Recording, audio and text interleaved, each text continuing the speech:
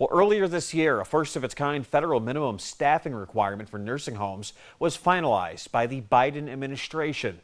The controversial rule requires most long-term care facilities to make serious staff increases, which can be a pretty big challenge for the long-term care industry that's currently facing major staffing shortages.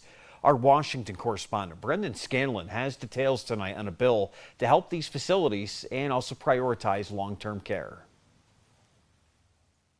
New minimum staffing standards require a registered nurse to be on site in every skilled nursing facility for 24 hours a day, 7 days a week. Enough staff to provide every resident with nearly 3.5 hours of care each day at minimum is also required. This will fuel the access to care crisis. It was odd to begin with that the federal government would mandate how many people you have to have on staff. There's no entity worse than the United States government to tell you how to run a business. The long-term care industry and even some lawmakers say the new standards are not practical, calling them executive overreach. But neglect and abuse at nursing homes have been major concerns for years, especially after the deaths of more than 160,000 nursing home residents from COVID-19. If we're going to call ourselves the greatest country in the world, we have to have the best long-term care workforce in the world.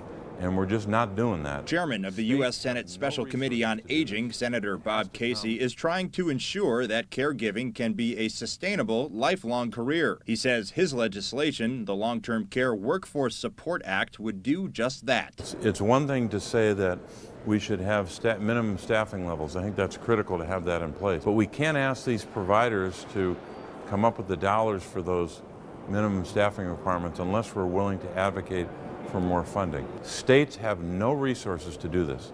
It has to come from the federal government. The new staffing requirements will be phased in over the next 5 years, and there are certain exemptions for facilities in rural areas. Reporting in Washington, Brendan Scanlon, WENY News.